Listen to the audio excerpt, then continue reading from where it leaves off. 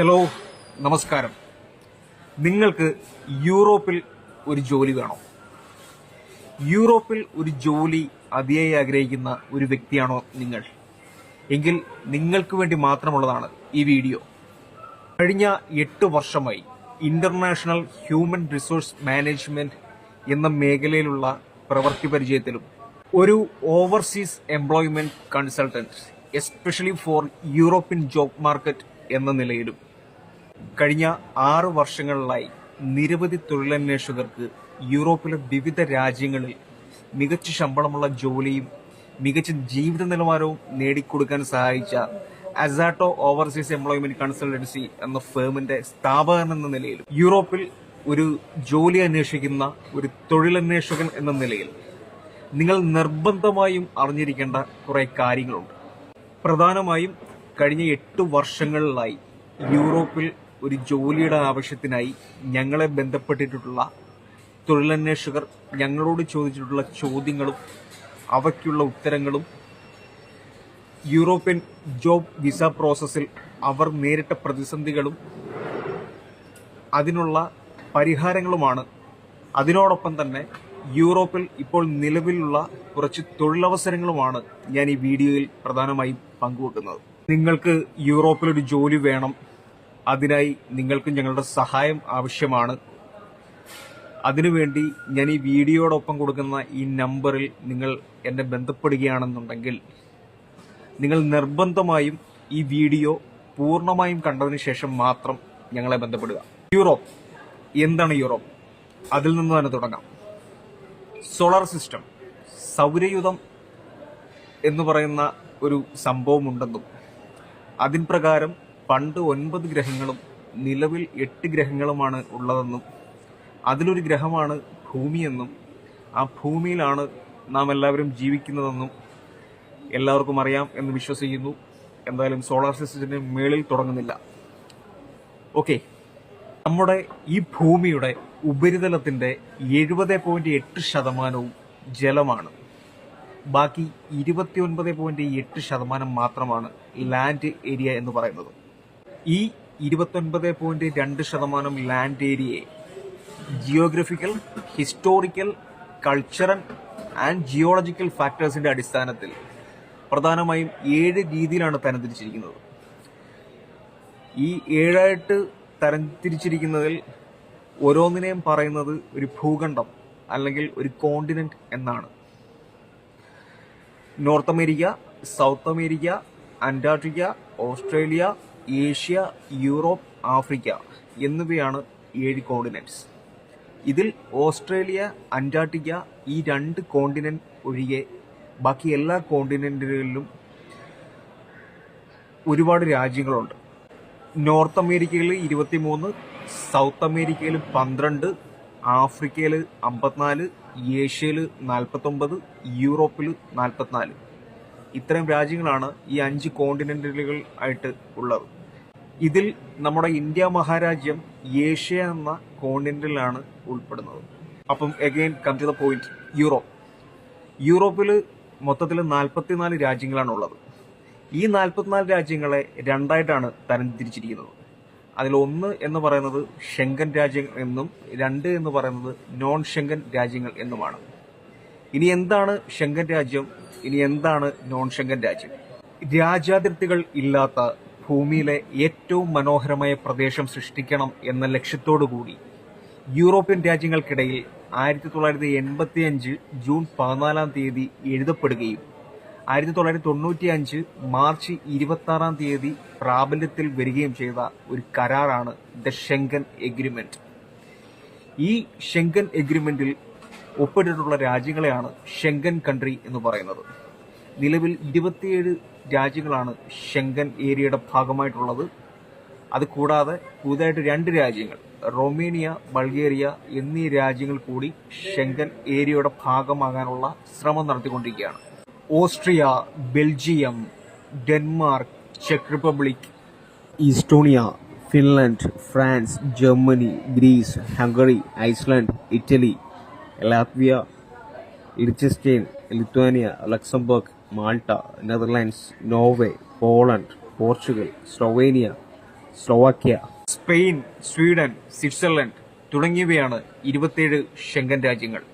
Cyprus, Ireland, Albania, Armenia, Azerbaijan, Belarus, Bosnia and Herzegovina, Macedonia, Moldova, Montenegro, Serbia, Ukraine, United Kingdom തുടങ്ങിയവയാണ് ഷെങ്കന്റെ ഭാഗമല്ലാത്ത European countries.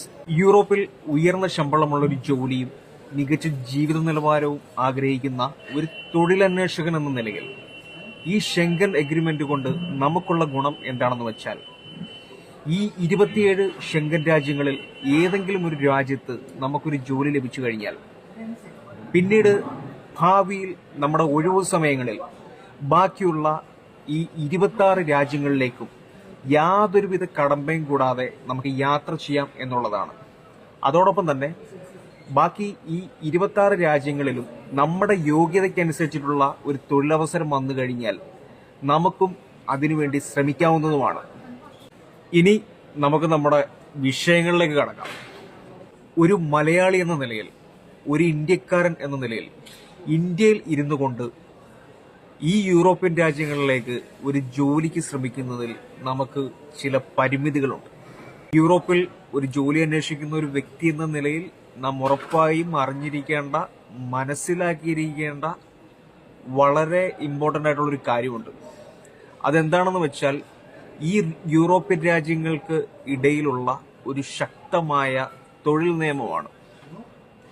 അതെന്താണെന്ന് വെച്ചാൽ, യൂറോപ്പിലെ ഏതെങ്കിലും ഒരു രാജ്യത്തെ ഒരു കമ്പനിയിൽ ഒരു തൊഴിലവസരം വന്നു കഴിഞ്ഞാൽ ആ രാജ്യത്ത് നിന്നോ യൂറോപ്പിൽ നിന്നോ ആ ജോലിക്ക് ഒരാളെ കിട്ടാൻ ഇല്ലാത്തൊരു സാഹചര്യം ഉണ്ടെന്നുണ്ടെങ്കിൽ മാത്രമേ ആ കമ്പനികൾക്ക് യൂറോപ്പിന് വെളിയിൽ നിന്ന് ഒരാളെ എടുക്കാനുള്ള അനുവാദമുള്ളൂ. വളരെ ഇമ്പോർട്ടൻ്റ് ആയിട്ടുള്ള കാര്യമാണ്. ഞാൻ ഒന്നും കൂടെ പറയാം. അതായത്, യൂറോപ്പിലെ ഏതെങ്കിലും ഒരു രാജ്യത്തെ ഒരു കമ്പനിയിൽ ഒരു വേക്കൻസി വന്നു കഴിഞ്ഞാൽ ഫസ്റ്റ് പ്രയോറിറ്റി ആ രാജ്യത്ത്, രണ്ടാമത്തെ പ്രയോറിറ്റി എന്ന് പറഞ്ഞാൽ യൂറോപ്പ്. അതായത് ആ രാജ്യത്ത് നിന്നും ആ ജോലിക്ക് ഒരാളെ കിട്ടുന്നില്ല, അതുപോലെ തന്നെ യൂറോപ്പിൽ നിന്നും ആ ജോലിക്ക് ഒരാളെ കിട്ടുന്നില്ല എന്നൊരു സാഹചര്യം ഉണ്ടെന്നുണ്ടെങ്കിൽ മാത്രമേ കമ്പനിക്ക് വിദേശത്ത് നിന്ന് ആ ജോലിക്കായിട്ടൊരു ആളെ എടുക്കാനുള്ള പെർമിഷനുള്ളൂ. അതുകൊണ്ടാണ് നമ്മളിൽ ക്വാളിഫൈഡ് ആയിട്ടുള്ള ഉദ്യോഗാർത്ഥികൾ, അതായത് ഡിഗ്രി ക്വാളിഫിക്കേഷനും PG ക്വാളിഫിക്കേഷനും ഒക്കെ ഉള്ളവർ നമ്മളുടെ യോഗ്യതയ്ക്ക് അനുസരിച്ചിട്ടുള്ളൊരു ജോലി ഇന്ത്യയിൽ ഇരുന്ന് യൂറോപ്പിൽ ശ്രമിക്കുമ്പോൾ നമുക്ക് ലഭിക്കാത്തത്. പക്ഷേ നമ്മൾ ഓൾറെഡി യൂറോപ്പിൽ ആണെന്നുണ്ടെങ്കിൽ നമ്മുടെ യോഗ്യതയ്ക്ക് അനുസരിച്ചിട്ടുള്ള ഒരു തൊഴിൽ യൂറോപ്പിലെ ഏതെങ്കിലും കമ്പനിയിൽ ലഭ്യമായാൽ നമുക്കും അതിന് അപേക്ഷിക്കാൻ സാധിക്കുന്നതാണ്. അതുകൊണ്ട് ക്വാളിഫൈഡ് ആയിട്ടുള്ള, അതായത് ഡിഗ്രി ഹോൾഡേഴ്സും PG ഹോൾഡേഴ്സും ഒക്കെ നിങ്ങളുടെ ക്വാളിഫിക്കേഷൻ അനുസരിച്ചിട്ടുള്ള ഒരു ജോലി യൂറോപ്പിൽ ശ്രമിക്കുന്നുണ്ടെന്നുണ്ടെങ്കിൽ എത്രയും വേഗം കിട്ടുന്നൊരു ജോലിക്ക് യൂറോപ്പിലെത്തുക. അതിനുശേഷം നിങ്ങളുടെ യോഗ്യതയ്ക്ക് അനുസരിച്ചിട്ടുള്ള ഒരു ജോലി കണ്ടെത്തി മാറുക. അപ്പോൾ ഡിഗ്രി ക്വാളിഫിക്കേഷനും PG ക്വാളിഫിക്കേഷനും യോഗ്യതയുള്ള ജോലികളൊന്നും നമുക്ക് യൂറോപ്പിൽ ഡയറക്റ്റ് ഇന്ത്യയിൽ ഇരുന്നുകൊണ്ട് നമുക്ക് ലഭിക്കില്ല. അപ്പോൾ പിന്നെ നമുക്ക് എന്ത് ജോലിയാണ് യൂറോപ്പിൽ ലഭിക്കുന്നത്? യൂറോപ്പിലെ എല്ലാ രാജ്യങ്ങളിലും അവിടുത്തെ തൊഴിൽ മേഖലയെ പറ്റി പഠിക്കാനും ജോബ് ഇൻഡസ്ട്രിയെ നിയന്ത്രിക്കാനും അവയെ റൂൾ ചെയ്യാനും ചില സർക്കാർ സംവിധാനങ്ങളുണ്ട്. ജർമ്മനിയിൽ ഫെഡറൽ എംപ്ലോയ്മെന്റ് ഏജൻസി എന്നും, ഓസ്ട്രിയയിൽ പബ്ലിക് എംപ്ലോയ്മെന്റ് സർവീസ് എന്നും, ഫ്രാൻസിൽ French office four immigration and integration എന്നും ആണ് ഈ സർക്കാർ സംവിധാനങ്ങളെ അറിയപ്പെടുന്നത്. ഈ ഏജൻസികൾ ചില രാജ്യങ്ങളിൽ വർഷത്തിൽ ഒരു തവണയോ ചില രാജ്യങ്ങളിൽ വർഷത്തിൽ 2 തവണയും ഒരു ലിസ്റ്റ് പബ്ലിഷ് ചെയ്യും. ഈ ലിസ്റ്റിനെ പറയുന്ന പേര് ഷോർട്ടേജ് ഒക്യുപ്പേഷൻ ലിസ്റ്റ് എന്നാണ്. എന്താണ് ഷോർട്ടേജ് ഒക്യുപ്പേഷൻ ലിസ്റ്റ്? യൂറോപ്പിലെ ഏതെങ്കിലും ഒരു രാജ്യത്തെ ഒരു കമ്പനിയിൽ ഒരു തൊഴിൽ ഒഴിവ് വരികയും ആ ജോലിക്കായി ആ രാജ്യത്ത് നിന്നോ യൂറോപ്പിൽ നിന്നോ ഒരാളെ കിട്ടാത്തൊരു സാഹചര്യം ഉണ്ടായിക്കഴിഞ്ഞാൽ കമ്പനികൾ ഈ വിവരം ഗവൺമെന്റിനെ അറിയിക്കും. ഗവൺമെന്റ്, ഞാൻ നേരത്തെ സൂചിപ്പിച്ച എംപ്ലോയ്മെന്റ് ഇൻഡസ്ട്രിയെ നിയന്ത്രിക്കുന്ന ഏജൻസികളെ ഈ കാര്യം അറിയിക്കും. ആ ഏജൻസി ഈ കാര്യം, അതായത് ആ ജോലിക്ക് ആ രാജ്യത്ത് നിന്നോ യൂറോപ്പിൽ നിന്നോ ആളെ കിട്ടാത്തൊരു സാഹചര്യം ഉണ്ടോ എന്ന് പരിശോധിക്കും. അങ്ങനെ ആ സർക്കാർ സംവിധാനത്തിന് ബോധ്യപ്പെടുകയാണ് ആ ജോലിക്ക് ആ രാജ്യത്ത് നിന്നോ യൂറോപ്പിൽ നിന്നോ ഒരു ആളെ ലഭിക്കുന്നില്ല. അങ്ങനെ അവർക്ക് ബോധ്യപ്പെട്ട് കഴിഞ്ഞാൽ അവര് ആ തൊഴിലിനെ ഷോർട്ടേജ് ഒക്യുപ്പേഷനായി പ്രഖ്യാപിക്കും. ഇങ്ങനെയുള്ള ജോലികളുടെ ലിസ്റ്റിനെയാണ് ഷോർട്ടേജ് ഒക്യുപ്പേഷൻ ലിസ്റ്റ് എന്ന് പറയുന്നത്. സാധാരണഗതിയിൽ യൂറോപ്പിലെ ഒരു കമ്പനിക്ക് യൂറോപ്പിന് പുറത്തുനിന്ന് ജോലിക്ക് ഒരാളെ എടുക്കണം എന്നുണ്ടെങ്കിൽ അതിന്റെ നടപടിക്രമങ്ങൾ എന്ന് പറഞ്ഞാൽ വളരെ സങ്കീർണമാണ്. എന്നാൽ ഷോർട്ടേജ് ഒക്യുപ്പേഷൻ ലിസ്റ്റിൽ ഉൾപ്പെട്ടിട്ടുള്ള ഒരു ജോലിയിലേക്ക് യൂറോപ്പിലെ കമ്പനികൾക്ക് യൂറോപ്പിന് പുറത്തുനിന്നും ആൾക്കാരെ വളരെ അനായാസമായി ഹയർ ചെയ്യാവുന്നതാണ്. അപ്പോൾ യൂറോപ്യൻ രാജ്യങ്ങളിലെ ഷോർട്ടേജ് ഒക്യുപ്പേഷൻ ലിസ്റ്റിൽ പെട്ടിട്ടുള്ള ജോലികളിലേക്കാണ് നമുക്ക് ഇന്ത്യയിൽ ഇരുന്നു കൊണ്ട് ഡയറക്റ്റായിട്ട് നമുക്ക് അപ്ലൈ ചെയ്യാൻ സാധിക്കുന്നത്. എന്നാൽ പ്രശ്നം അവിടെയും തീർന്നിട്ടില്ല. യൂറോപ്പിലെ എല്ലാ രാജ്യത്തെയും ഷോർട്ടേജ് ഒക്യുപ്പേഷൻ ജോലികളിലേക്ക് നമുക്ക് ഇന്ത്യയിൽ ഇരുന്നു കൊണ്ട് അപേക്ഷിക്കാൻ സാധിക്കുകയില്ല. അതിന്റെ പ്രധാനപ്പെട്ട കാരണം എന്ന് പറയുന്നത് യൂറോപ്യൻ രാജ്യങ്ങളിലെ ഭാഷയാണ്. യൂറോപ്യൻ രാജ്യങ്ങളിലെ ഔദ്യോഗിക ഭാഷ എന്ന് പറയുന്നത് ഇംഗ്ലീഷ് അല്ല. യൂറോപ്പിലെ ഓരോ രാജ്യത്തും അവരുടെ ഔദ്യോഗിക ഭാഷ എന്ന് പറയുന്നത് അവരുടെ റീജിയണൽ ലാംഗ്വേജ് ആണ്. അതായത് ജർമ്മനിയിൽ ജർമ്മൻ, ഫ്രാൻസിൽ ഫ്രഞ്ച്, ഇറ്റലിയിൽ ഇറ്റാലിയ, സ്വീഡനിൽ സ്വീഡിഷ്. അങ്ങനെ യൂറോപ്പിൽ ഇംഗ്ലീഷ് ഔദ്യോഗിക ഭാഷയായിട്ടുള്ള 3 രാജ്യങ്ങൾ മാത്രമേ ഉള്ളൂ. അതിൽ ഷെങ്കൻ രാജ്യങ്ങൾ ഒരെണ്ണമേ ഉള്ളൂ, മാൾട്ട. മറ്റ് 2 രാജ്യങ്ങൾ എന്ന് പറയുന്നത് യുണൈറ്റഡ് കിങ്ഡം, UK-യും അയർലൻഡുമാണ്.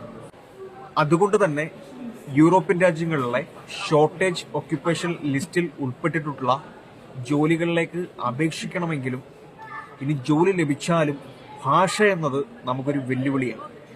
അതുകൊണ്ട് യൂറോപ്പിൽ ഒരു ജോലിയും ജീവിതവും ആഗ്രഹിക്കുന്ന ഒരു മലയാളി എന്ന നിലയിൽ യൂറോപ്പിലേക്ക് ഒരു എൻട്രി എന്ന നിലയിൽ എത്തിപ്പെടാൻ ഏറ്റവും നല്ല ഓപ്ഷൻ എന്ന് പറയുന്നത് മാൾട്ട എന്ന് പറയുന്ന രാജ്യമാണ്. അതിന്റെ പ്രധാന കാരണം എന്ന് പറയുന്നത് മാൾട്ടയിലെ ഭാഷ തന്നെയാണ്. മാൾട്ടയിലെ ഔദ്യോഗിക ഭാഷകളിൽ ഒന്ന് ഇംഗ്ലീഷാണ്. മാൾട്ടീസിനോടൊപ്പം മാൾട്ട എന്ന് പറയുന്നത് യൂറോപ്പിലെ ഒരു ഷെങ്കൻ രാജ്യമാണ്. ഇറ്റലിയോട് ചേർന്ന് കിടക്കുന്ന ഒരു ദ്വീപ് രാഷ്ട്രമാണ്. മാൾട്ടയിലെ കറൻസി എന്ന് പറയുന്നത് യൂറോ ആണ്. ഒരു യൂറോ എന്ന് പറയുന്നത് ഇപ്പം 92 രൂപ ആണ്. മാൾട്ടയിലെ പോപ്പുലേഷൻ നിലവിൽ 2024 കണക്കനുസരിച്ച് 5,45,000 ആണ്. ഇതിൽ 3.5 ലക്ഷത്തോളം മാൾട്ടീസും 2 ലക്ഷം ഫോറിനേഴ്സുമാണ് മാൾട്ടയിൽ ഇപ്പോൾ നിലവിൽ ജീവിക്കുന്നത്. അതുപോലെ തന്നെ മാൾട്ട ഒരു ടൂറിസ്റ്റ് കൺട്രിയാണ്. മാൾട്ടയിലെ വിസ നടപടിക്രമങ്ങൾ കമ്പാരിറ്റീവ്ലി മറ്റുള്ള യൂറോപ്യൻ രാജ്യങ്ങളെ വെച്ച് നോക്കുമ്പോൾ കുറച്ച് ഈസിയാണ്. നടപടിക്രമങ്ങളെ ഉള്ള ഈസി, വിസ ഈസി ആയിട്ട് കിട്ടും എന്നല്ല ഞാൻ ഉദ്ദേശിച്ചത്. അപ്പം ഈ കാരണങ്ങളൊക്കെ കൊണ്ട് തന്നെ ഇന്ത്യക്കാർ ഏറ്റവും കൂടുതൽ ഈ കഴിഞ്ഞ വർഷങ്ങളിലായിട്ട്, എസ്പെഷ്യലി മലയാളികൾ ഏറ്റവും കൂടുതൽ കഴിഞ്ഞ വർഷങ്ങളിലേക്കായി യൂറോപ്പിലേക്ക് വന്നത് മാൾട്ടയിലേക്കാണ്. നിലവിലെ കണക്കനുസരിച്ച് നിലവിൽ 9,000 ഇന്ത്യക്കാരാണ് മാൾട്ടയിലുള്ളത്. അതിൽ ഭൂരിഭാഗവും മലയാളികളാണ്. ഇനി യൂറോപ്പ് എന്ന് കേൾക്കുമ്പോഴേ സാധാരണക്കാരായിട്ടുള്ള മനുഷ്യന്മാരുടെ മനസ്സിലേക്ക് വരുന്നൊരു ചിന്തയുണ്ട്, യൂറോപ്പിൽ ഒടുക്കത്തെ ടാക്സും ഭയങ്കര ജീവിത ചെലവല്ലേ. ഞാൻ എൻ്റെ പേഴ്സണൽ അഭിപ്രായം പറയുകയാണെന്നുണ്ടെങ്കിൽ മറ്റുള്ള മനുഷ്യന്മാരെ സാമ്പത്തികമായി സഹായിക്കാൻ മടിയുള്ള സ്വാർത്ഥരായ കുറച്ച് മനുഷ്യന്മാർ പറഞ്ഞുണ്ടാക്കിയ ഒരു കാര്യം മാത്രമാണിത്. ഞാൻ എൻ്റെ അഭിപ്രായം ഞാൻ ചുമ്മാ പറയുന്നതല്ല, ഞാനത് കണക്കുകൾ മുൻനിർത്തി തന്നെ ഞാൻ നിങ്ങളോട് സംസാരിക്കാം. ഒന്നാമത്തെ കാര്യം ടാക്സ്. നമുക്ക് ടാക്സിന്റെ കാര്യം ഒന്ന് പരിശോധിക്കാം. ലോകത്തിലെ ഭൂരിഭാഗം രാജ്യങ്ങളിലും നമുക്ക് ജോലി ചെയ്ത് വരുമാനമുണ്ടെന്നുണ്ടെങ്കിൽ ആ വരുമാനം ഒരു നിശ്ചിത അളവിനും കൂടുതൽ ആണ് എന്നുണ്ടെങ്കിൽ നമ്മൾ നിർബന്ധമായും അതാത് രാജ്യത്തെ ഗവൺമെന്റിന് ടാക്സ് കൊടുക്കണം. അത് ഇന്ത്യയിലാണെങ്കിലും കൊടുക്കണം, യൂറോപ്പിലാണെങ്കിലും കൊടുക്കണം. ഞാൻ മാൾട്ടയിലെ ടാക്സ് സിസ്റ്റവും നമ്മുടെ ഇന്ത്യൻ ടാക്സ് സിസ്റ്റത്തോടെ ഒന്ന് കമ്പയർ ചെയ്ത് പറയാം. നമ്മുടെ ഇന്ത്യയിലായിക്കോട്ടെ നമ്മുടെ മാൾട്ടയിലായിക്കോട്ടെ ഈ രണ്ട് രാജ്യത്തെയും ടാക്സ് സിസ്റ്റം എന്ന് പറഞ്ഞാൽ ഒരു പ്രോഗ്രസീവ് സിസ്റ്റം എന്നാണ് അതിനെ അറിയപ്പെടുന്നത്. എന്താണ് പ്രോഗ്രസീവ് സിസ്റ്റം എന്ന് ചോദിച്ചാൽ നമ്മുടെ ടാക്സ് ഒരു നിശ്ചിത പെർസെൻറ്റേജ് വരെ ഇൻകത്തിന് നമ്മൾ ടാക്സ് കൊടുക്കണ്ട. അതിനുശേഷം ഇത്ര തൊട്ട് ഇത്ര വരെയുള്ള ഇൻകത്തിന് ഇത്ര ശതമാനം കൊടുക്കണം. അതിന് മുകളിലുള്ളതിന് ഇത്ര ശതമാനം, അതിനും മുകളിലുള്ളതിന് ഇത്ര ശതമാനം. ചിലപ്പോൾ ഇങ്ങനെ പറഞ്ഞപ്പോൾ നിങ്ങൾക്ക് മനസ്സിലായി കാണുന്നില്ല. ഞാനൊരു എക്സാമ്പിൾ വെച്ച് പറഞ്ഞുതരാം. നമ്മുടെ ഇന്ത്യയിലെ പ്രോഗ്രസീവ് ടാക്സ് സിസ്റ്റം എന്ന് പറയുന്നത് നമ്മുടെ ഒരു വർഷത്തെ വരുമാനം 2.5 ലക്ഷം രൂപ വരെ ആണെന്നുണ്ടെങ്കിൽ നമ്മൾ ടാക്സ് കൊടുക്കണ്ട. നമ്മുടെ വരുമാനം 2.5 ലക്ഷത്തിനും 5 ലക്ഷത്തിനും ഇടയിലാണ് എന്നുണ്ടെങ്കിൽ ആദ്യത്തെ 2.5 ലക്ഷത്തിന് നമ്മൾ ടാക്സ് കൊടുക്കണ്ട. ബാക്കിയുള്ള 2.5 ലക്ഷത്തിനും 5 ലക്ഷത്തിനും ഇടയ്ക്കുള്ള ആ 2.5 ലക്ഷത്തിന് നമ്മൾ 5% ടാക്സ് കൊടുക്കണം. ഇനി നമ്മുടെ വരുമാനം 5 ലക്ഷത്തിനും 10 ലക്ഷത്തിനും ഇടയ്ക്കാണ് എന്നുണ്ടെങ്കിൽ നമ്മൾ ആദ്യത്തെ 2.5 ലക്ഷത്തിന് ടാക്സ് കൊടുക്കണ്ട. പിന്നീടുള്ള 2.5 ലക്ഷത്തിനും 5 ലക്ഷത്തിനും ഇടയ്ക്കുള്ള ആ 2.5 ലക്ഷത്തിന് 5% കൊടുക്കണം. പിന്നീടുള്ള 5 ലക്ഷത്തിനും 10 ലക്ഷത്തിനും ഇടയ്ക്കുള്ള 5 ലക്ഷം രൂപയ്ക്ക് നമ്മൾ 20% ടാക്സ് കൊടുക്കണം. ഇനി നമ്മുടെ വരുമാനം 10 ലക്ഷം രൂപയ്ക്ക് മുകളിലാണ് എന്നുണ്ടെങ്കിൽ 10 ലക്ഷം വരെ ഞാൻ ഈ പറഞ്ഞ പോലെയും 10 ലക്ഷത്തിന് മുകളിലുള്ള തുകയ്ക്ക് 30% നമ്മൾ ടാക്സ് കൊടുക്കണം. അതാണ് ഇന്ത്യയിലെ പ്രോഗ്രസീവ് ടാക്സ് സിസ്റ്റം. മാൾട്ടയിലും പ്രോഗ്രസീവ് ടാക്സ് സിസ്റ്റമാണ്. മാൾട്ടയിലെ ടാക്സ് സ്ലാബ് വരുന്നതെന്ന് പറഞ്ഞാൽ ഇപ്പം നമ്മൾ ഇന്ത്യയിൽ ആദ്യത്തെ 2.5 ലക്ഷം രൂപയ്ക്ക് നമ്മൾ ടാക്സ് കൊടുക്കേണ്ടതുണ്ടെങ്കിൽ മാൾട്ടയിൽ നമുക്ക് ആദ്യത്തെ 9,100 യൂറോ, അതായത് ഏകദേശം 9 ലക്ഷം രൂപ വരെ നമുക്ക് മാൾട്ടയിൽ നിന്ന് ഏൺ ചെയ്യാൻ സാധിക്കുകയാണെന്നുണ്ടെങ്കിൽ നമ്മൾ അതിന് ടാക്സ് കൊടുക്കണ്ട. പിന്നീട് 9,100 യൂറോയ്ക്കും 14,500 യൂറോയ്ക്കും ഇടയിലാണ് നമ്മുടെ ഇൻകം എന്നുണ്ടെങ്കിൽ ആ ഇടയിലുള്ള ഇൻകത്തിന് നമ്മൾ 15% ടാക്സ് കൊടുക്കണം. അതായത് മാൾട്ടയിലെ ഒരു വർഷത്തെ നമ്മുടെ ഏണിങ്സ് എന്ന് പറഞ്ഞത് 15 ലക്ഷം രൂപയാണെന്നുണ്ടെങ്കിൽ ആദ്യത്തെ 9 ലക്ഷം രൂപയ്ക്ക് നമ്മൾ ടാക്സ് കൊടുക്കണ്ട. പിന്നീടുള്ള 15 - 9 6 ലക്ഷം രൂപയ്ക്ക് നമ്മൾ 15% ടാക്സ് കൊടുക്കണം. അടുത്ത ടാക്സ് സ്ലാബ് എന്ന് പറയുന്നത് 14,500 യൂറോയ്ക്കും 19,500 യൂറോയ്ക്കും ഇടയ്ക്കുള്ള നമ്മുടെ ഇൻകത്തിന് നമ്മൾ 20% ടാക്സ് കൊടുക്കണം. അതിനുശേഷമുള്ള ടാക്സ് സ്ലാബ് വരുന്നത് 19,500 യൂറോയ്ക്കും 60,000 യൂറോയ്ക്കും ഇടയ്ക്കാണ് നമ്മുടെ ഇൻകം എന്നുണ്ടെങ്കിൽ ആ ഇടയ്ക്കുള്ള ഇൻകത്തിന് നമ്മൾ 25% ടാക്സ് കൊടുക്കണം. 60,000 യൂറോയ്ക്ക് മുകളിലുള്ള നമ്മുടെ ഇൻകത്തിന് 35% ടാക്സ് കൊടുക്കണം. ഇന്ത്യയിൽ ഒരു വർഷം നമുക്ക് 10 ലക്ഷം രൂപയ്ക്ക് മുകളിൽ വരുമാനം ഉണ്ടെന്നുണ്ടെങ്കിൽ നമ്മൾ 30% ടാക്സ് കൊടുക്കണം. ആ സ്ഥാനത്ത് മാൾട്ടയിൽ നമുക്ക് 60 ലക്ഷത്തിന് മുകളിൽ മാത്രം വരുമാനമുണ്ടെങ്കിൽ മാത്രം 30% ടാക്സ് കൊടുത്താൽ മതി. ഒരു എക്സാമ്പിൾ പറഞ്ഞാൽ നമുക്ക് ഇന്ത്യയിൽ ഒരു മാസം 2 ലക്ഷം രൂപ ശമ്പളം ഉണ്ടെന്നുണ്ടെങ്കിൽ നമ്മൾ ഇൻകം ടാക്സ് എന്ന നിലയിൽ 4,70,50,000 രൂപ നമ്മൾ ഇന്ത്യയിൽ ടാക്സ് കൊടുക്കേണ്ടി വരും. ഇനി നമുക്ക് മാൾട്ടയിലാണ് 2 ലക്ഷം രൂപ ശമ്പളം എന്നുണ്ടെങ്കിൽ നമ്മളൊരു വർഷത്തേക്ക് 3,18,000 രൂപ മാത്രം ടാക്സ് കൊടുത്താൽ മതി. അപ്പോൾ ഇന്ത്യയിലാണോ യൂറോപ്പിലാണോ ടാക്സ് കൂടുതൽ? ഇന്ത്യയിൽ നമ്മൾ ചെയ്യുന്ന ജോലികൾക്ക് നമ്മൾ ഡെവലപ്ഡ് രാജ്യങ്ങളുമായിട്ട് കമ്പയർ ചെയ്യുമ്പോൾ വളരെ താഴ്ന്ന ശമ്പളമാണ് നമുക്ക് ലഭിക്കുന്നത്. അപ്പോൾ അത് കാരണം നമുക്ക് ഇന്ത്യയിൽ ടാക്സ് കൊടുക്കേണ്ടി വരുന്നില്ല. പക്ഷേ അതേ സെയിം ജോലി നമ്മൾ ഒരു സമ്പന്ന രാജ്യത്ത് ചെയ്യുമ്പോൾ നമുക്ക് അതിൽ നമ്മുടെ നാട്ടിൽ ചെയ്യുന്നതിന്റെ 5-6 ഇരട്ടി ശമ്പളം നമുക്ക് ഇവിടെ കിട്ടും. അപ്പോൾ അതിൽ നിന്ന് നമ്മൾ ടാക്സ് കൊടുക്കേണ്ടിയും വരും.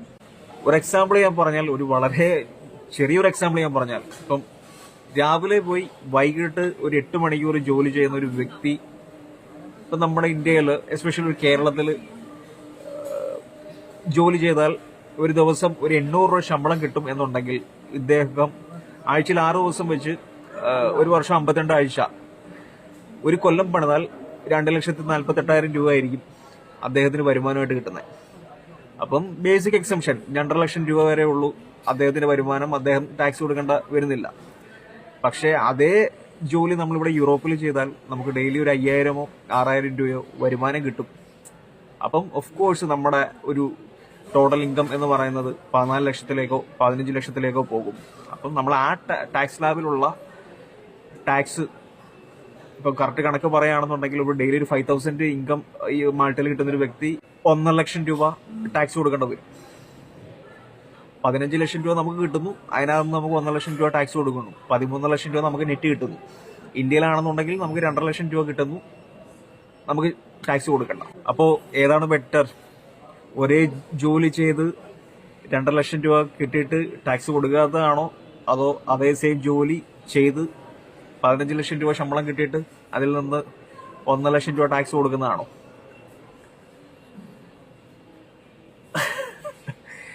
എന്നിട്ടും 1,00,000 രൂപ ടാക്സ് കൊടുക്കാൻ വിഷമമുള്ള ആൾക്കാരുണ്ട് കേട്ടോ. അപ്പോൾ ടാക്സിന്റെ കഴിയും. ഇനി മാൾട്ടയിൽ ജോലി ചെയ്യുന്ന ഒരു വ്യക്തി ടാക്സ് പോലെ നിർബന്ധമായും ഗവൺമെന്റിലേക്ക് കൊടുക്കേണ്ട മറ്റൊരു എമൗണ്ട് ഉണ്ട്. അതിനെ പറയുന്ന പേര് സോഷ്യൽ സെക്യൂരിറ്റി എമൗണ്ട് എന്നാണ്. ഒരു വർഷത്തെ നമ്മുടെ സാലറി എത്രയാണോ അതിന്റെ 10% ആണ് സോഷ്യൽ സെക്യൂരിറ്റി എന്ന എമൗണ്ട് എന്ന നിലയിൽ നമ്മുടെ കോൺട്രിബ്യൂഷനായിട്ട് നമ്മൾ കൊടുക്കേണ്ടത്. ഇതുപോലെ തന്നെ നമ്മുടെ ഒരു വർഷത്തെ ടോട്ടൽ സാലറിയുടെ 10% നമ്മൾ വർക്ക് ചെയ്യുന്ന കമ്പനിയും ഗവൺമെന്റിലേക്ക് നമുക്ക് വേണ്ടി സോഷ്യൽ സെക്യൂരിറ്റി കോൺട്രിബ്യൂഷനായിട്ട് കൊടുക്കും. യൂറോപ്യൻ രാജ്യങ്ങളിൽ ഭൂരിഭാഗവും ഡെവലപ്ഡ് രാജ്യങ്ങളാണ്. ഈ ഡെവലപ്ഡ് രാജ്യങ്ങളിലെ നമ്മുടെ മികച്ച ജീവിത നിലവാരത്തിന് വേണ്ടിയാണ് ഗവൺമെന്റ് നമ്മുടെ സാലറിയിൽ നിന്ന് ഈ 10% ചാർജ് ചെയ്യുന്നത്. സോഷ്യൽ സെക്യൂരിറ്റി കൊടുത്തു കഴിഞ്ഞാൽ നമുക്കുണ്ടാകുന്ന ഗുണം എന്താണെന്ന് വെച്ചാൽ, നമുക്ക് ഭാവിയിൽ എന്തെങ്കിലും ഒരു സാഹചര്യത്തിൽ ഒരു അസുഖം വന്നു കഴിഞ്ഞാൽ നമ്മുടെ മെഡിക്കൽ ട്രീറ്റ്മെന്റ് നമുക്ക് സൗജന്യമായിട്ട് ചെയ്യാൻ സാധിക്കും. ഇനി പെട്ടെന്ന് നമ്മൾ ചെയ്തുകൊണ്ടിരിക്കുന്ന ജോലി നമുക്ക് നഷ്ടപ്പെട്ടു, അപ്പം ഒരു ജോലിയിൽ നിന്ന് അടുത്ത ജോലിയിലേക്ക് കടക്കുന്നവരെയുള്ള നമുക്ക് ഗവൺമെന്റിൽ നിന്ന് ഒരു കോമ്പൻസേഷൻ ലഭിക്കും. പിന്നെ കുട്ടികൾ ഉണ്ടെന്നുണ്ടെങ്കിൽ അവർക്ക് സൗജന്യമായിട്ട് വിദ്യാഭ്യാസം ലഭിക്കും. അതുപോലെ തന്നെ വളരെ കുറഞ്ഞ ചെലവിൽ, ഇപ്പൊ മാൾട്ടയിലെ കേസ് പറയുകയാണെന്നുണ്ടെങ്കിൽ 3,000 രൂപ നമ്മൾ ഗവൺമെന്റിലേക്ക് കൊടുത്തു കഴിഞ്ഞാൽ, എക്സ്ട്രാ 3,000 രൂപ നമ്മൾ കൊടുത്തു കഴിഞ്ഞാൽ നമുക്ക് ഒരു വർഷം അൺലിമിറ്റഡ് ആയിട്ട് AC ബസ്സുകളിൽ സൗജന്യമായിട്ട് യാത്ര ചെയ്യാൻ സാധിക്കും. അതുപോലെ തന്നെ സുരക്ഷിതത്തോടു കൂടിയും സമാധാനത്തോടു കൂടിയും സന്തോഷത്തോടു കൂടിയും ഈ രാജ്യത്ത് ജീവിക്കാൻ നമുക്ക് സാധിക്കും. പിന്നെ വളരെ ഇമ്പോർട്ടൻ്റ് ആയിട്ടുള്ള ഒരു കാര്യം എന്ന് പറഞ്ഞാൽ, നമ്മൾ മാൾട്ടയിൽ കൊടുക്കുന്ന ടാക്സും സോഷ്യൽ സെക്യൂരിറ്റിയോടെ കൂട്ടിയാലും നമ്മൾ ഇന്ത്യയിൽ കൊടുക്കുന്ന അത്രയും ഇൻകം ടാക്സിന്റെ അത്ര എമൗണ്ട് വരില്ല. അപ്പം നമ്മൾ മാൾട്ടയിൽ ജോലി ചെയ്താലുള്ള ടാക്സിന്റെ കാര്യം നമ്മൾ ചർച്ച ചെയ്തു, സോഷ്യൽ സെക്യൂരിറ്റിയുടെ കാര്യം നമ്മൾ ചർച്ച ചെയ്തു. നമുക്ക് ചെലവുകളുടെ കാര്യം ആദ്യം ചർച്ച ചെയ്യാം. ഇനി മാൾട്ടയിൽ ഒരു മാസം നമുക്ക് ജീവിക്കണം എന്നുണ്ടെങ്കിൽ എത്ര രൂപ ആവശ്യമാണ്? ഒരു ഷെയർഡ് അപ്പാർട്ട്മെന്റിൽ താമസിക്കുന്ന ഒരു വ്യക്തിക്ക്, ഇപ്പോൾ ഷെയർഡ് അപ്പാർട്ട്മെന്റ് എന്ന് പറയുമ്പം നമ്മുടെ ഗൾഫ് സെറ്റപ്പ് അല്ല, ഒരു റൂമിൽ 8 പേരും 10 പേരും സെറ്റപ്പ് അല്ല യൂറോപ്പിലുള്ളത്.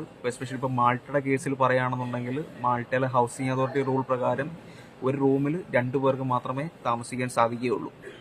അങ്ങനെ 2 പേര് ഷെയർ ചെയ്യുന്ന ഒരു റൂമിൽ ഇപ്പോൾ താമസിക്കണം എന്നുണ്ടെങ്കിൽ ഇലക്ട്രിസിറ്റി വാട്ടർ ബില്ല് ഉൾപ്പെടെ 250 യൂറോ ആണ് ആവറേജ് റെന്റ്.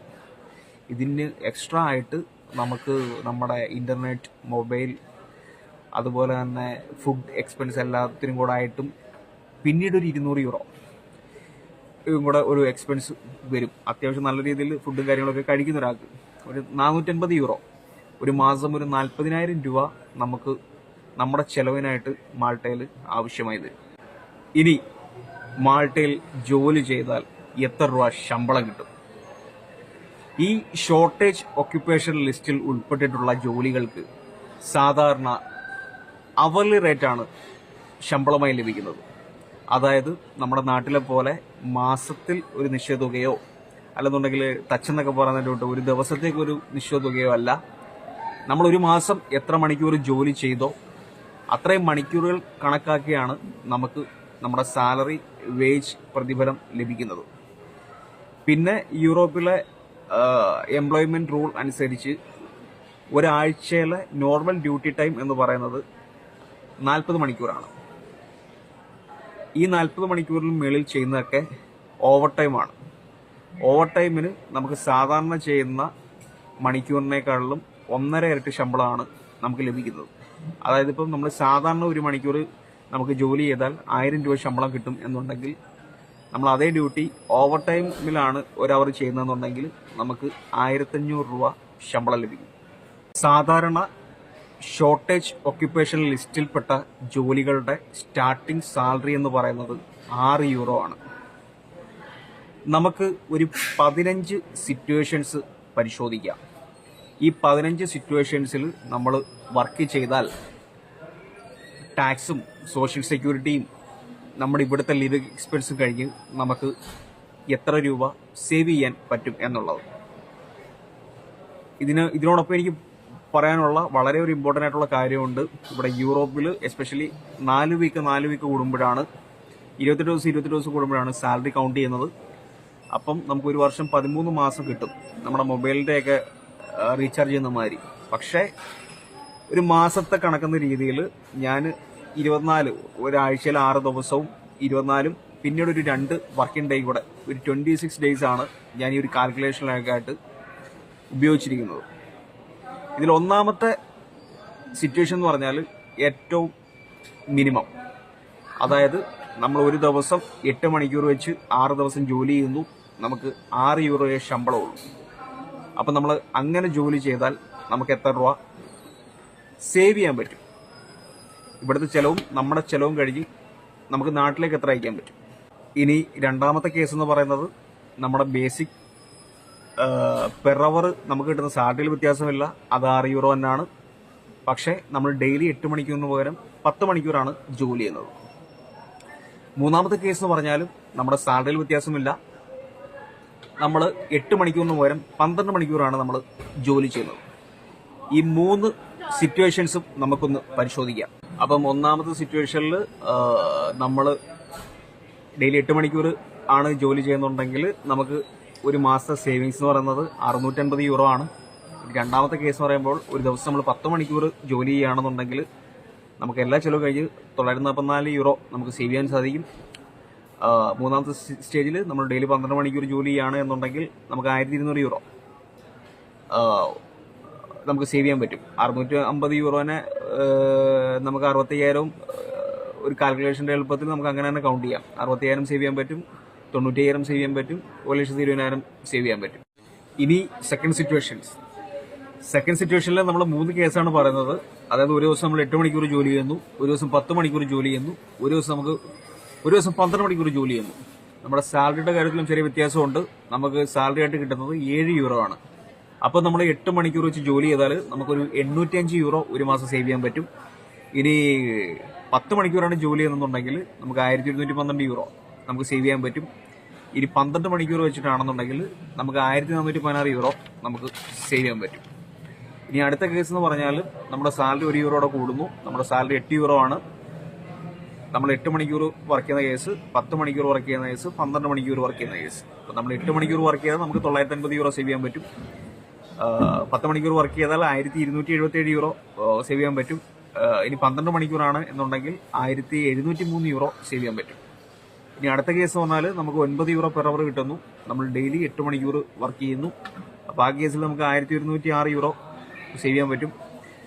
അടുത്ത കേസ് 10 മണിക്കൂർ വർക്ക് ചെയ്താൽ 1443 യൂറോ നമുക്ക് സേവ് ചെയ്യാൻ പറ്റും. അടുത്ത കേസ് നമ്മൾ 12 മണിക്കൂർ വർക്ക് ചെയ്യുകയാണെന്നുണ്ടെങ്കിൽ നമുക്ക് 1829 യൂറോ നമുക്ക് സേവ് ചെയ്യാൻ സാധിക്കും. ഇനി അടുത്ത കേസ് എന്ന് പറഞ്ഞാൽ നമുക്ക് 1 മണിക്കൂർ ജോലി ചെയ്താൽ 10 യൂറോ ആണ് കിട്ടുന്നത്. നമ്മൾ എല്ലാ ദിവസവും 8 മണിക്കൂർ ജോലി ചെയ്താൽ നമുക്ക് 1241 യൂറോ നമുക്ക് സേവ് ചെയ്യാൻ പറ്റും. 10 മണിക്കൂറാണെന്നുണ്ടെങ്കിൽ നമുക്ക് 1600 യൂറോ സേവ് ചെയ്യാൻ പറ്റും. ഇനി 12 മണിക്കൂർ നമ്മൾ വർക്ക് ചെയ്യുന്നുണ്ടെങ്കിൽ നമുക്ക് 2000 യൂറോ സേവ് ചെയ്യാൻ പറ്റും. ഇനി വളരെ ഇമ്പോർട്ടൻ്റ് ആയിട്ടുള്ള ചോദ്യം, ഏതൊക്കെ ജോലിക്കാണ് 6 യൂറോ കിട്ടുക, ഏതൊക്കെ ജോലിക്കാണ് 7 യൂറോ കിട്ടുക, ഏതൊക്കെ ജോലിക്കാണ് 8 യൂറോ കിട്ടുക, 9 യൂറോ കിട്ടുക, 10 യൂറോ കിട്ടുക?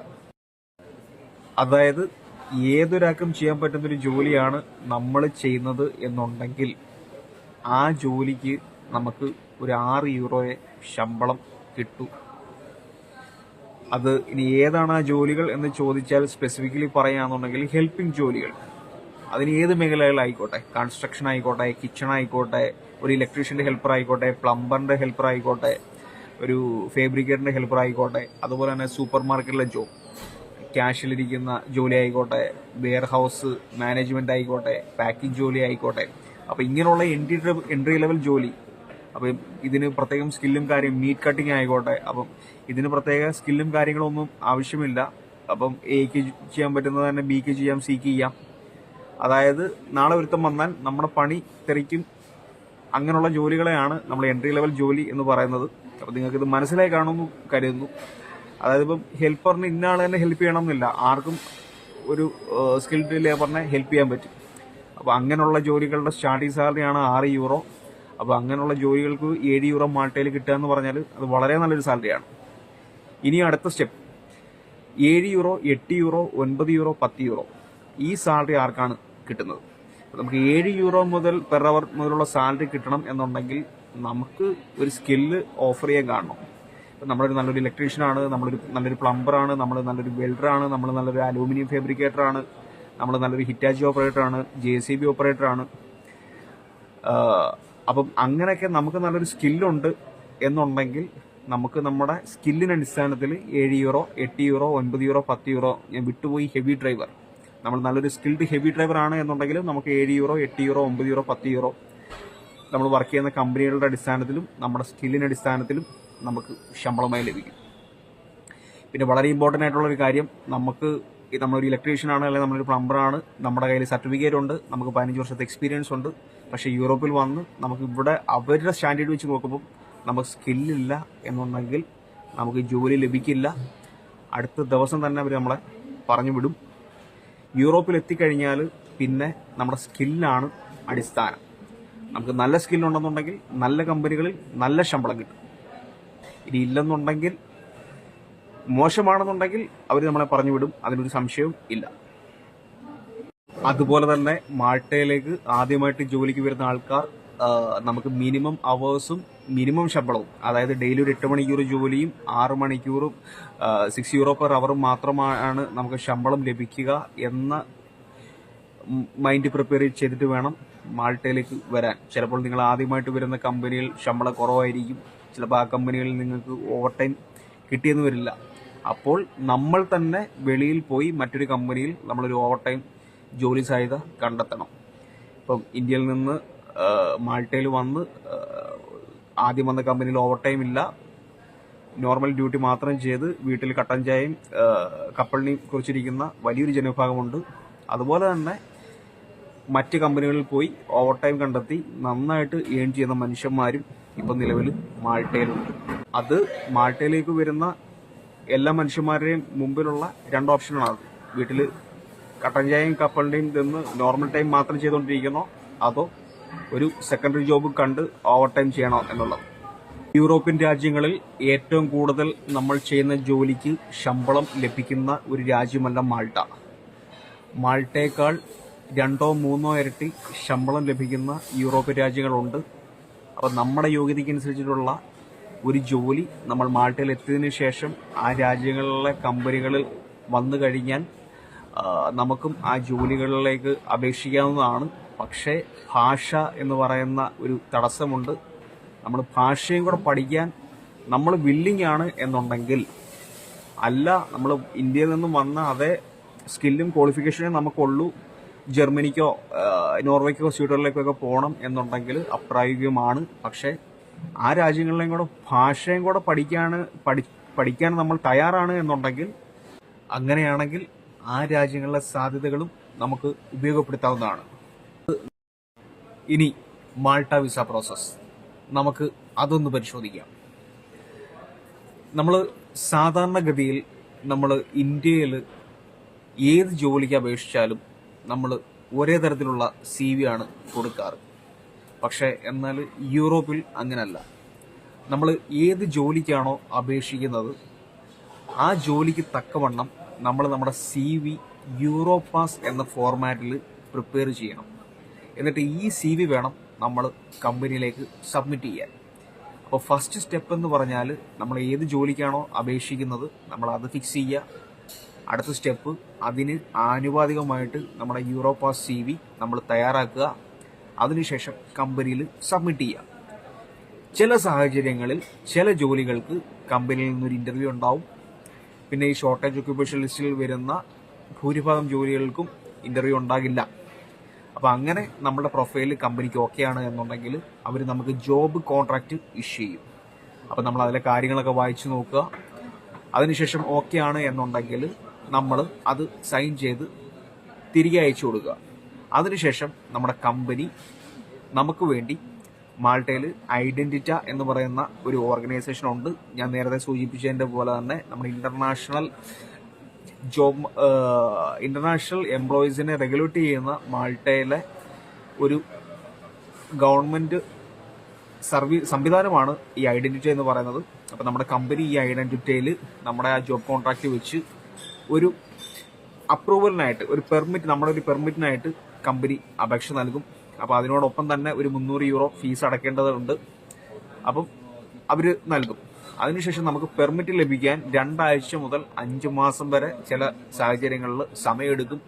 ചില സാഹചര്യങ്ങളിൽ നമുക്ക് ആ പെർമിറ്റ് കിട്ടിക്കൂടണം എന്നും നിർബന്ധവുമില്ല. ചില സാഹചര്യങ്ങളിൽ നമുക്ക് പെർമിറ്റ് കിട്ടാത്ത സാഹചര്യങ്ങളും ഉണ്ടാവാറുണ്ട്. അപ്പോൾ 2 ആഴ്ച മുതൽ 5 മാസത്തിനുള്ളിൽ നമുക്ക് പെർമിറ്റ് കിട്ടും. നമുക്ക് അങ്ങനെ അവിടുന്ന് മാൾട്ടയിൽ നിന്ന് ഐഡന്റിറ്റിയിൽ നിന്ന് കിട്ടുന്ന ആ പെർമിറ്റിനെയാണ് നമ്മൾ അപ്രൂവൽ ഇൻ പ്രിൻസിപ്പൽ ലെറ്റർ എന്നാണ് പറയുന്നത്. അപ്പം ഈ ഒരു ലെറ്റർ നമുക്ക് കിട്ടിക്കഴിഞ്ഞാൽ അതിനോടൊപ്പം തന്നെ നമ്മൾ മാൾട്ടയിൽ ചെന്ന് കഴിഞ്ഞാൽ നമുക്ക് അവിടെ താമസിക്കാനുള്ള ഒരു റെന്റ് എഗ്രിമെന്റ്, ഇവിടെ ഹൗസിംഗ് അതോറിറ്റി എന്ന് പറഞ്ഞൊരു ഡിപ്പാർട്ട്മെന്റ് ഉണ്ട്. അപ്പം അവിടുത്തെ പേപ്പർ, അത് നമ്മൾ നോട്ടറി ചെയ്തിട്ടുള്ള ഈ 2 ഡോക്യുമെന്റ്, നമ്മുടെ ഈ അപ്രൂവൽ ലെറ്റർ, നമ്മുടെ നോട്ടറി ചെയ്ത ജോബ് കോൺട്രാക്ട്. അപ്പോൾ ഇത്രയും കാര്യങ്ങൾ നമുക്ക് ഇന്ത്യയിലേക്ക് ലഭ്യമാക്കണം. അതിനുശേഷം നമ്മുടെ ഇന്ത്യയിൽ VFS എന്ന് പറയുന്ന ഒരു സംവിധാനമുണ്ട്. വിസ ഫെസിലിറ്റേഷൻ സെന്റർ എന്ന് പറയും. അതായത് യൂറോപ്യനിലെ രാജ്യങ്ങൾക്ക് വേണ്ടി, അമേരിക്ക, ഓസ്ട്രേലിയ അങ്ങനെയൊക്കെയുള്ള തുടങ്ങിയ വിദേശ രാജ്യങ്ങൾക്ക് വേണ്ടി വിസയ്ക്ക് അപേക്ഷിക്കുന്ന അപേക്ഷകരിൽ നിന്ന് ഡോക്യുമെന്റ്സ് വാങ്ങി അതാത് എംബസികളിലേക്കും വിസ യൂണിറ്റുകളിലേക്കും എത്തിച്ചു കൊടുക്കുന്ന ഒരു ചുമതലയാണ് VFS എന്ന് പറയുന്ന ഓഫീസുകൾക്കുള്ളത്. അപ്പം നമ്മൾ VFSൽ മാൾട്ടയുടെ ജോബിന്റെ ആവശ്യത്തിന് നമ്മളൊരു അപ്പോയിന്റ്മെന്റ് എടുത്ത് നമ്മളുടെ ഡോക്യുമെന്റ്സ്, അതായത് മാൾട്ടയിൽ നിന്നുള്ള ഈ അപ്രൂവൽ ലെറ്റർ, നമ്മുടെ ജോബ് കോൺട്രാക്ട്, അതുപോലെ തന്നെ നമ്മുടെ അക്കോമഡേഷന്റെ പേപ്പർ, ഇതിനോടൊപ്പം തന്നെ വേറെ കുറച്ച് ഡോക്യുമെന്റ്സ്, നമ്മുടെ പാസ്പോർട്ട്, നാട്ടിലെ നമ്മുടെ എക്സ്പീരിയൻസ് ലെറ്റർ, അങ്ങനെയുള്ള കുറച്ച് കാര്യങ്ങളും കൂടെ കൊണ്ട് നമ്മൾ VFSൽ സബ്മിറ്റ് ചെയ്യണം. അങ്ങനെ VFSൽ സബ്മിറ്റ് ചെയ്ത് നമുക്കൊരു 30 തൊട്ട് ഒരു 90 വർക്കിംഗ് ഡേയ്സിനുള്ളിൽ നമ്മുടെ പാസ്പോർട്ട് നമ്മുടെ കയ്യിൽ തിരിച്ചു കിട്ടും. അപ്പോൾ ഒന്നെങ്കിൽ അതിനകത്ത് നമുക്ക് ഈ മാൾട്ടയിലേക്ക് വരാനുള്ള ഒരു വിസ ഉണ്ടായിരിക്കും, അല്ലെന്നുണ്ടെങ്കിൽ നമുക്ക് വിസ നിശ്ചയിച്ചിട്ടുള്ള ഒരു റിജക്ഷൻ ലെറ്റർ ആയിരിക്കും. അപ്പം ഈ VFSലും ഒരു എക്സ്പെൻസ് ഉണ്ട്. ഒരു 40,000 to 50,000 രൂപയുടെ എക്സ്പെൻസ് നമുക്ക് ഒരു VFSൽ സബ്മിറ്റ് ചെയ്യുന്നതിന് ആവുന്നുണ്ട്. അപ്പം നമുക്ക് വിസ റിജക്ഷൻ ആയി കഴിഞ്ഞാൽ ഈ 50,000 രൂപ നമുക്ക് നഷ്ടപ്പെടും. ഇനി വിസ കിട്ടുകയാണ് എന്നുണ്ടെങ്കിൽ പിന്നെ അടുത്ത സ്റ്റെപ്പ് എന്ന് പറഞ്ഞാൽ ഫ്ലൈറ്റ് ടിക്കറ്റ് എടുക്കുക, നേരെ മാൾട്ടയിലേക്ക് വരിക. മാൾട്ടയിലേക്ക് വന്നതിന് ശേഷം, നമ്മളിവിടെ വന്നതിന് ശേഷം നമുക്ക് ഒരു മെഡിക്കൽ ടെസ്റ്റ് ഉണ്ട്. അതിനൊരു 20,000 രൂപ എക്സ്പെൻസ് വരും. അതുപോലെ തന്നെ നമ്മളൊരു ഇൻഷുറൻസ് എടുക്കണം, അതിനൊരു 20,000 രൂപ എക്സ്പെൻസ് വരും. ഒരു 40,000 രൂപ എക്സ്പെൻസ് വരും. അതിനുശേഷം ഇവിടെ വന്ന് നമ്മുടെ റെസിഡൻസ് പെർമിറ്റിനായിട്ട് നമ്മുടെ കാർഡിനായിട്ട് നമ്മളിവിടെ അപേക്ഷ കൊടുക്കണം. മാൾട്ടയിലെത്തി നമ്മൾ മെഡിക്കൽ എടുത്ത്, നമ്മൾ ഇൻഷുറൻസ് എടുത്ത്, നമ്മളിവിടെ ഐഡന്റിറ്റിയിൽ പോയി നമ്മുടെ ബയോമെട്രിക് ചെയ്ത് ഒരു 2 ആഴ്ച തൊട്ട് 2 മാസത്തിനുള്ളിൽ നമുക്ക് നമ്മുടെ ഇവിടുത്തെ റെസിഡൻസ് കാർഡ് കിട്ടും. നമുക്ക് റെസിഡൻസ് കാർഡ് കിട്ടിക്കഴിഞ്ഞാൽ അടുത്ത ഡേ തന്നെ നമുക്ക് വർക്ക് ചെയ്ത് തുടങ്ങാവുന്നതാണ്. പിന്നീട് ഓരോ വർഷം കൂടുമ്പോഴും നമ്മൾ നമ്മുടെ റെസിഡൻസ് കാർഡ് റിന്യൂ ചെയ്യണം. അപ്പോൾ ഇതാണ് ഒരു visa process. Malta employment visa എന്ന് പറയുന്നത് നമുക്ക് 100% ലഭിക്കണം എന്ന് ഉറപ്പില്ലാത്തതാണ്. വിസ റിജക്ഷന് വളരെ സാധ്യത കൂടുതലാണ്. അപ്പം അതുകൊണ്ട് തന്നെ ചിലപ്പോൾ നമ്മൾ ആദ്യത്തെ തവണ വിസയ്ക്ക് ശ്രമിക്കുമ്പോഴത്തേക്ക് റിജക്ഷൻ വരും. റിജക്ഷൻ വന്നു കഴിഞ്ഞാൽ നമുക്ക് ഒരു 50,000 തൊട്ട് ഒരു 70,000 രൂപ നമുക്ക് നഷ്ടം ഉണ്ടാവും. ചിലപ്പോൾ നമുക്ക് 2ാമത്തെ തവണയോ 3ാമത്തെ തവണയോ 4ാമത്തെ തവണയോ 5ാമത്തെ തവണയും വരെ ശ്രമിച്ച് ആണ് പല ആൾക്കാരും യൂറോപ്പിലേക്ക് വന്നിട്ടുള്ളത്. അപ്പോൾ നമ്മൾ സ്ട്രോങ് ആയിട്ടൊരു ഡിസിഷൻ എടുക്കുക, വിസ കിട്ടുന്നവരെ നമ്മൾ ശ്രമിക്കുക. കഴിഞ്ഞ 6 വർഷമായി യൂറോപ്പിൽ ജോലി അന്വേഷിക്കുന്ന ഉദ്യോഗാർത്ഥികൾക്ക് അവർക്ക് വേണ്ട സഹായങ്ങൾ ചെയ്തു കൊടുക്കാൻ അസാട്ടോ ഓവർസീസ് എംപ്ലോയ്മെന്റ് കൺസൾട്ടൻസി എന്ന പേരിൽ ഞാനൊരു സ്ഥാപനം നടത്തുന്നുണ്ട്. ഇതുവരെയും മാൾട്ടയിൽ മാൾട്ടീസുകാരെ നമ്മൾ സ്റ്റാഫായിട്ട് ഹയർ ചെയ്ത് കൊണ്ട് നമ്മൾ ഇന്ത്യയിൽ ഇരുന്നു കൊണ്ടാണ് നമ്മൾ ഉദ്യോഗാർത്ഥികൾക്ക് ഈ സേവനം നമ്മൾ നൽകിയിരുന്നത്. എന്നാൽ കഴിഞ്ഞ 6 മാസമായിട്ട് നമ്മളുടെ തന്നെ ഡയറക്റ്റ് ഓപ്പറേഷൻസ് ഇവിടെ മാൾട്ടയിൽ സ്റ്റാർട്ട് ചെയ്തിട്ടുണ്ട്. അപ്പം അത് കാരണം മാൾട്ടയിലെ നിരവധി കമ്പനികൾ ഷോർട്ടേജ് ഓക്യുപ്പേഷൻ ലിസ്റ്റിലുള്ള വേക്കൻസികളിലേക്ക് നിരവധി സ്റ്റാഫുകളെ വേണം എന്ന് പറഞ്ഞ് നമ്മളെ ബന്ധപ്പെട്ടിട്ടുണ്ട്. അപ്പോൾ യൂറോപ്പിൽ ഒരു ജോലിക്ക് നിങ്ങൾ ശ്രമിക്കുന്നുണ്ടെന്നുണ്ടെങ്കിൽ നിങ്ങളെ ഞങ്ങൾക്ക് സഹായിക്കാൻ കഴിയുന്നതാണ്. അതുപോലെ തന്നെ മാൾട്ടയിലേക്ക് ഏറ്റവും കൂടുതൽ ഉദ്യോഗാർത്ഥികൾ ജോലിക്കായിട്ട് വന്നിട്ടുള്ള പ്രൊഫഷൻ എന്ന് പറയുന്നത് ഒന്ന് 2 വീലർ ഡെലിവറി ബോയ്സ് ആയിരുന്നു, രണ്ടെന്ന് പറഞ്ഞാൽ ടാക്സി ഡ്രൈവേഴ്സ് ആയിരുന്നു, മൂന്നാമത്തെ തൊഴിൽ മേഖല എന്ന് പറയുന്നത് നമ്മുടെ ഹോസ്പിറ്റാലിറ്റി ഇൻഡസ്ട്രി, എസ്പെഷ്യലി റെസ്റ്റോറൻറ്റ് മേഖലകളിലേക്ക് chef, kitchen helper, dish washer, ആ ഒരു തരം ജോലിക്കാണ് നമ്മൾ ഇന്ത്യയിൽ നിന്നും കേരളത്തിൽ നിന്നും അതുപോലെ തന്നെ മാൾട്ടയിൽ നിന്ന് വിവിധ ഇന്റർനാഷണൽ രാജ്യങ്ങളിൽ നിന്നും ഉദ്യോഗാർത്ഥികൾ മാൾട്ടയിൽ എത്തിയിരുന്നത്. എന്നാൽ ഈ ജോലികളിലേക്ക് മാൾട്ടയിൽ ഇപ്പം ഇനഫ് ആയിട്ടുള്ള ആൾക്കാർ ആയിട്ടുണ്ട്. അപ്പോൾ അത് കാരണം ഈ ജോലികളിലേക്ക് ഉള്ള വിസ പ്രോസസ്സ് ഒന്ന് റെസ്ട്രിക്റ്റ് ചെയ്തിരിക്കുകയാണ്. അതായത് കഴിഞ്ഞ 2023 ജൂലൈ മാസം വരെ നമുക്ക് നമ്മുടെ ഇന്ത്യൻ ഡ്രൈവിംഗ് ലൈസൻസ് ഇന്റർനാഷണൽ ആക്കിക്കൊണ്ട് നമുക്ക് നമ്മുടെ മാൾട്ടയിൽ ടാക്സി ഓടിക്കാമായിരുന്നു. അപ്പോൾ ടാക്സി ഡ്രൈവറിനെ കുറയ്ക്കുന്നതിന്റെ ഭാഗമായിട്ട് അവർ ആ ഒരു പുതിയൊരു നിയമം കൊണ്ടുവന്നു. കഴിഞ്ഞ 2023 ജൂലൈക്ക് ശേഷം മാൾട്ടയിൽ ടാക്സി ഓടിക്കണം എന്നുണ്ടെങ്കിൽ മാൾട്ടീസ് ലൈസൻസ് അല്ലെങ്കിൽ യൂറോപ്യൻ ലൈസൻസ് അവർ നിർബന്ധമാക്കി. അതുപോലെ തന്നെ റെസ്റ്റോറൻറ്റ് മേഖലകൾ, ഹോസ്പിറ്റാലിറ്റി മേഖലകളിൽ സ്റ്റാഫിൻ്റെ എണ്ണം കൂടുതലാണ്. അപ്പോൾ അത് കാരണം അവിടുത്തെ സ്റ്റാഫിനെ കുറയ്ക്കുന്നതിൻ്റെ ഭാഗമായിട്ട് ഇപ്പം പുതിയൊരു സ്കിൽ കാർഡ് എന്ന് പറയുന്ന ഒരു എക്സാം, ഒരു സ്കിൽ ടെസ്റ്റ് എന്ന് പറയുന്ന എക്സാം നമ്മൾ ഇന്ത്യയിൽ നിന്ന് നമ്മൾ മാൾട്ടയിലേക്ക് വരുന്നതിന് മുന്നേ പാസ്സായാൽ മാത്രമേ നമുക്ക് വിസ നടപടിക്രമങ്ങൾ നമുക്ക് ഹോസ്പിറ്റാലിറ്റി മേഖലയിലേക്ക് നമുക്കിനി ചെയ്യാൻ പറ്റും. അതായത് ഡയറക്റ്റ് കസ്റ്റമേഴ്സുമായിട്ട് ഇടപെടുന്ന ജോലി ചെയ്യുന്നവരെല്ലാം സ്കിൽ ടെസ്റ്റ് എന്ന് പറയുന്ന എക്സാം പാസ്സായാൽ മാത്രമേ ഇനി മാൾട്ടയിലേക്ക് വരാൻ സാധിക്കൂ. അപ്പോൾ അത് കാരണം നിങ്ങൾ യൂറോപ്പിൽ നിങ്ങൾ വരാൻ ഉദ്ദേശിക്കുന്നുണ്ടെന്നുണ്ടെങ്കിൽ എത്രയും പെട്ടെന്ന് വരിക. കാരണം ഇനിയിപ്പം ബാക്കിയുള്ള വേക്കൻസികളിലേക്കും ഇവർ പുതിയ റൂളും കാര്യങ്ങളും ഒക്കെ കൊണ്ടുവന്നു കഴിഞ്ഞാൽ പിന്നീടുള്ള നിങ്ങളുടെ വരവും പ്രയാസകരമായി മാറും. ഇനി മാൾട്ടയിലേക്ക് ഒരു ജോലിക്കായി എത്തണം എന്നുണ്ടെങ്കിൽ നമുക്ക് എത്ര രൂപ എക്സ്പെൻസ് വരും? ഞാനിത് 2 രീതിയിലാണ് ഞാൻ പറയുന്നത്. അതായത് ഒന്ന്, നിങ്ങൾ മാൾട്ടയിലെ ഒരു കമ്പനി കണ്ടുപിടിച്ച് നിങ്ങൾക്ക് ഡയറക്റ്റായിട്ട് ഒരു ജോലി കണ്ടുപിടിക്കാൻ സാധിച്ചാൽ എത്ര രൂപ എക്സ്പെൻസ് വരും. രണ്ടാമത്തെ കേസ് എന്ന് പറയുന്നത്, ഞങ്ങളുടെ സഹായം വേണം എന്നുണ്ടെങ്കിൽ നിങ്ങൾക്ക് എത്ര രൂപ എക്സ്പെൻസ് വരും. ഇതിൽ ഒന്നാമത്തെ കേസ് എന്ന് പറഞ്ഞാൽ, ഇപ്പം നിങ്ങൾ ഡയറക്റ്റായിട്ട് ഒരു എംപ്ലോയറിനെ കണ്ടുപിടിച്ചു, നിങ്ങൾക്ക് ഒരു ജോലി കിട്ടിക്കഴിഞ്ഞാൽ ഫസ്റ്റ് എക്സ്പെൻസ് എന്ന് പറഞ്ഞാൽ അപ്രൂവലിന് കൊടുക്കാനുള്ള ഒരു 300 യൂറോ, ഒരു 30,000 രൂപ വരും. അതിനുശേഷം നിങ്ങൾക്ക് വി എഫ് എസിൽ നമ്മളൊരു ഓൺലൈൻ പേയ്മെന്റ് അടച്ച് അപ്പോയിന്റ്മെന്റ് എടുക്കണം. അതിനുശേഷം അവിടെ ഒരു പേയ്മെന്റ് നടക്കണം. അത് 2 പേയ്മെന്റും കൂടെ ഏകദേശം ഒരു 50,000 വരും. അതുപോലെ തന്നെ ഇൻഷുറൻസ്, കുറച്ച് പേപ്പേഴ്സും കാര്യങ്ങളും ഒക്കെ പ്രിപ്പയർ ചെയ്യണം. അതിനൊരു 10,000. അപ്പോൾ അതൊരു 60,000 ആയി. ഒരു 30,000 നമ്മൾ അപ്രൂവലിനായി. അത് കൂടാതെ തന്നെ നമുക്ക് rent agreement and housing authority. അപ്പം ഇപ്പോഴത്തെ ഒരു പുതിയ റൂള് പ്രകാരം അത് നോട്ടറൈസ്ഡ് ആയിരിക്കണം. അപ്പം ഇപ്പോഴത്തെ ഒരു നിലവിൽ അതിനായിട്ടൊരു 50,000 രൂപ ചെലവുണ്ട്. അപ്പോൾ ഇത്രയാണ് നിങ്ങൾക്ക് വിസ കിട്ടുന്നതിന് മുമ്പ് വരെയുള്ള ചെലവ് നിങ്ങൾ സ്വന്തമായിട്ട് ചെയ്തു കഴിഞ്ഞാൽ. 30, 50, 30, 80, 10, 90 ഒരു 1,50,000 രൂപ ചെലവ് വരും. ഇനി വിസ കിട്ടിക്കഴിഞ്ഞതിന് ശേഷം ഫ്ലൈറ്റ് ടിക്കറ്റ് ഒരു 50. നിങ്ങൾ എന്തായാലും ഒരു 2 മാസത്തേക്ക് നിങ്ങൾക്ക് ഇവിടെ വന്നു കഴിഞ്ഞാൽ 2 മാസത്തിന് ശേഷമേ നിങ്ങൾക്ക് ജോലി കിട്ടൂ എന്നുള്ള ഒരു കണക്കൂട്ടൽ വേണം വരാൻ. 2 മാസം ചെലവ് കാശും ഇവിടുത്തെ വാടകയും ബാക്കി ഇവിടെ വന്നതിന് ശേഷം മെഡിക്കൽ ഇൻഷുറൻസ് എടുക്കുന്നതിന് നിങ്ങൾക്ക് ഒരു ചിലവുണ്ട്. അപ്പം ഇവിടെ ഇപ്പം ഒരു പ്രോപ്പർട്ടി എടുക്കണമെന്നുണ്ടെങ്കിൽ നിങ്ങൾക്ക് 1 മാസം പൈസ ഡിപ്പോസിറ്റും 1 മാസം റെന്റും കൊടുക്കണം. അപ്പം അതൊരു 50,000, പിന്നീട് 1 മാസം റെന്റ് ഒരു 25,000, ഒരു 75,000, ഫ്ലൈറ്റ് ടിക്കറ്റ് ഒരു 50,000 രൂപ, 1,50,000 രൂപ, പിന്നെ ഇൻഷുറൻസ് മെഡിക്കലും ഒരു 40,000 രൂപ, 1,60,000, പിന്നെ ഒരു 2 മാസം ചെലവും ഒരു 30, ഒരു റൗണ്ട് ചെയ്ത് 2,00,000 രൂപ. അപ്പം നിങ്ങൾ സ്വന്തമായിട്ടാണ് നിങ്ങളൊരു ജോലി എംപ്ലോയറിനെ കണ്ടെത്തുന്നതെന്നുണ്ടെങ്കിൽ നിങ്ങൾക്ക് വിസയ്ക്ക് മുമ്പ് 1,00,000 രൂപ ചിലവ് വരും. വിസയ്ക്ക് ശേഷം ഒരു 2,00,000 രൂപ ചിലവ് വരും. ഒരു ടോട്ടൽ 3,00,000 രൂപ വരും. നിങ്ങളുടെ സുഹൃത്തുക്കൾ ഇവിടെ മാൾട്ടയിലുണ്ടെങ്കിലോ അല്ലെന്നുണ്ടെങ്കിൽ നിങ്ങളുടെ റിലേറ്റീവ്സ് മാൾട്ടയിലുണ്ടെങ്കിലോ, അപ്പം അവർ വർക്ക് ചെയ്യുന്ന കമ്പനിയിലും എല്ലാം നിങ്ങൾക്കൊരു സ്കില്ലുണ്ടെന്നുണ്ടെങ്കിൽ അവർക്ക് നിങ്ങൾക്ക് ഒരു ജോലി കണ്ടെത്തി തരാൻ അവരെ കൊണ്ട് ചിലപ്പം പറ്റുമായിരിക്കും. അപ്പം ആ വഴിക്ക് നിങ്ങൾ ശ്രമിക്കുകയാണെന്നുണ്ടെങ്കിൽ നിങ്ങൾക്കൊരു 3 ലക്ഷം.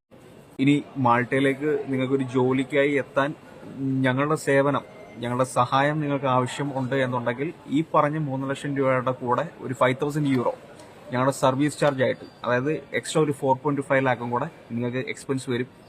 അപ്പോൾ എറൗണ്ട് ഒരു ടോട്ടൽ ഒരു 8 ലക്ഷം രൂപ നിങ്ങൾക്ക് ചിലവ് വരും.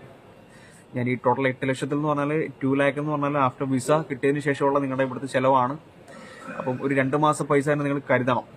ഓക്കെ, അപ്പം ഇതാണ്. അപ്പം ഞാൻ ഈ പറയുന്ന പറഞ്ഞാൽ ഇപ്പം നിങ്ങൾ ആരും തെറ്റിദ്ധരിക്കല്. അപ്പം നമുക്ക് ഇപ്പം 5,000 യൂറോ തന്നു കഴിഞ്ഞാൽ നമ്മൾ ജോലി തരും എന്നല്ല പറയുന്നത്.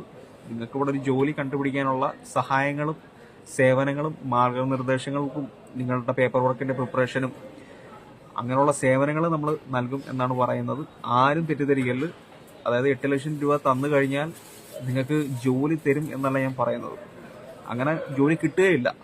അപ്പോൾ അത് നിങ്ങൾ മനസ്സിലാക്കിയിരിക്കുക. അതുപോലെ തന്നെ വിസ റിജക്ഷന്റെ കാര്യം അതും ഓർമ്മ വേണം. ഓരോ വട്ടം റിജക്ഷൻ വന്നാലും നമുക്ക് സാമ്പത്തിക നഷ്ടം ഉണ്ടാവും. ഒരു 60 തൊട്ട് 70,000 രൂപ വരെ നഷ്ടം ഉണ്ടാവും. അപ്പോൾ അതൊക്കെ ഓക്കെ ആവുന്നവർ മാത്രമേ ഈ പരിപാടിക്ക് ഇറങ്ങാവൂ. പിന്നെ ഇതിനെപ്പറ്റി ചിന്തിക്കുമ്പം A to Z കാര്യങ്ങൾ മനസ്സിലാക്കിയതിന് ശേഷം മാത്രം ഉറച്ചൊരു തീരുമാനം എടുക്കുക. തീരുമാനം എടുത്തു കഴിഞ്ഞാൽ പിന്നെ മാറാൻ നിൽക്കില്ല. അപ്പം അതിനു മുമ്പ് പൈസ ചിലവുള്ള കാര്യമാണ്. ഈ സാമ്പത്തികമായിട്ട് പിന്നോക്കം നിൽക്കുന്ന ആൾക്കാരെന്ന് പറഞ്ഞാൽ നിങ്ങളുടെ ബന്ധുക്കളോ സുഹൃത്തുക്കളോ അങ്ങനെയൊക്കെ ഉള്ള ആൾക്കാരുണ്ടെന്നുണ്ടെങ്കിൽ അവർക്കൊന്ന് ഹെൽപ്പാക്കാൻ പറയുക.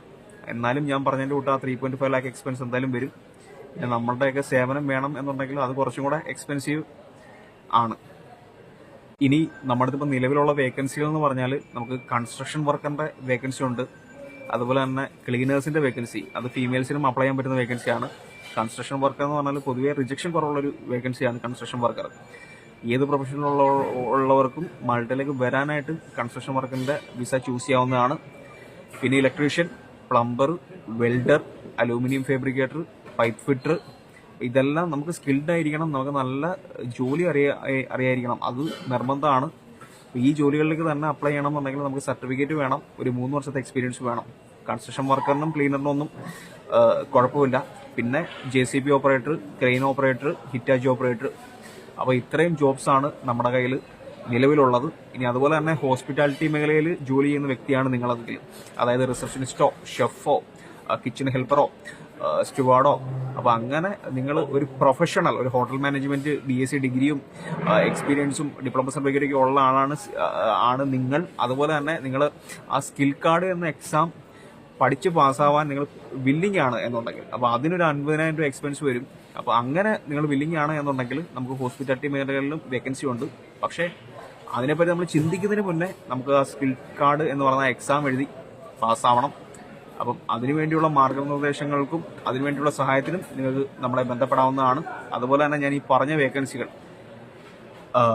അപ്പോൾ ഈ വേക്കൻസികളിലേക്കും നിങ്ങൾക്ക് നമ്മളെ ബന്ധപ്പെടാവുന്നതാണ്. അതിനോടൊപ്പം തന്നെ വളരെ പ്രധാനപ്പെട്ട കാര്യം പറയാനുള്ളത്, നിങ്ങൾ അത്യാവശ്യം നല്ല രീതിയിൽ ഹാർഡ് വർക്ക് ചെയ്യുന്ന ഒരാളാണെന്നുണ്ടെങ്കിൽ നിങ്ങളുടെ ഇവിടുത്തെ ചിലവും ടാക്സും സോഷ്യൽ സെക്യൂരിറ്റിയും ഇവിടുത്തെ ചിലവിലൂടെ കഴിഞ്ഞ് നിങ്ങൾക്ക് മാസം ഒരു 1 ലക്ഷം രൂപ നിങ്ങൾക്ക് സേവ് ചെയ്യാൻ പറ്റും. അപ്പം ആദ്യത്തെ ഒരു വർഷം എന്ന് പറയുന്നത് നിങ്ങൾ ഈ വിസയ്ക്ക് വേണ്ടി സ്പെൻഡ് ചെയ്യുന്ന പൈസയും അതുപോലെ തന്നെ നിങ്ങളുടെ നാട്ടിലെ വീട്ടിലെ ചിലവും മാത്രമേ അതിനകത്ത് റിക്കവർ ആവും. 2ാമത്തെ വർഷം തൊട്ടേ നിങ്ങൾക്കൊരു മാസം ഒരു 1 ലക്ഷം രൂപയെങ്കിലും സേവ് ചെയ്യാൻ പറ്റും.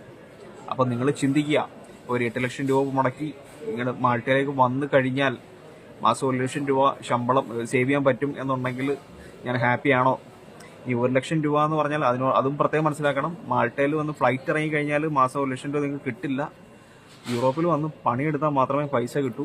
നന്നായിട്ട് പണിയെടുത്താൽ നന്നായിട്ട് പൈസ ഉണ്ടാക്കാം. ആ ഒരു കാര്യമാണ് എനിക്ക് പറയാനുള്ളത്. അതുപോലെ തന്നെ പണി എന്ന് പറഞ്ഞാൽ എളുപ്പപ്പണി ആയിരിക്കില്ല. ഇവിടുത്തെ യൂറോപ്യൻ സിവിൽ സ്റ്റൈൽ എന്ന് പറഞ്ഞാൽ ഇതാണ്. ഇവരെല്ലാം നല്ല ഹാർഡ് വർക്കേഴ്സാണ്. പണിയെടുക്കുന്ന സമയം അവർ വളരെ കുറച്ച് സമയം ജോലി എടുക്കും. ആ സമയത്ത് അവർ വർക്ക് എന്ന് പറയുന്ന കാര്യത്തിൽ മാത്രമേ ശ്രദ്ധിക്കത്തുള്ളൂ. അപ്പോൾ നന്നായിട്ട് ചിന്തിക്കുക.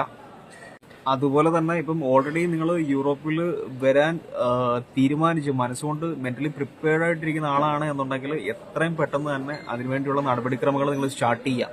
കാരണം ഓരോ മാസം കഴിയുന്തോറും യൂറോപ്പിലെ ലേബർ നിയമങ്ങൾ ശക്തമായിക്കൊണ്ടിരിക്കുകയാണ്.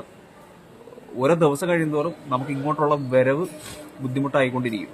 അപ്പം ഈ വീഡിയോ കണ്ടതിന് ശേഷം നിങ്ങൾക്ക് നമ്മുടെ സേവനം ആവശ്യമുണ്ട് എന്നുണ്ടെങ്കിൽ ഞാൻ ഇതിനോടൊപ്പം കൊടുക്കുന്ന വാട്സാപ്പ് നമ്പറിൽ നമ്മളെ കോൺടാക്ട് ചെയ്യാവുന്നതാണ്. അപ്പം ഈ വീഡിയോ അങ്ങനെ കോൺടാക്ട് ചെയ്യുന്നവരും ഈ വീഡിയോ ഒന്നും കൂടെ കാണുക. ഇതിനകത്ത് നിങ്ങൾ മനസ്സിലാക്കിയിരിക്കേണ്ട ഒരുവിധപ്പെട്ട കാര്യങ്ങളെല്ലാം ഞാൻ പ്രതിപാദിക്കുന്നുണ്ട്. അപ്പം എല്ലാവരും ഹാപ്പി ആയിട്ടിരിക്കുക, സന്തോഷത്തോടെ ഇരിക്കുക. ബൈ.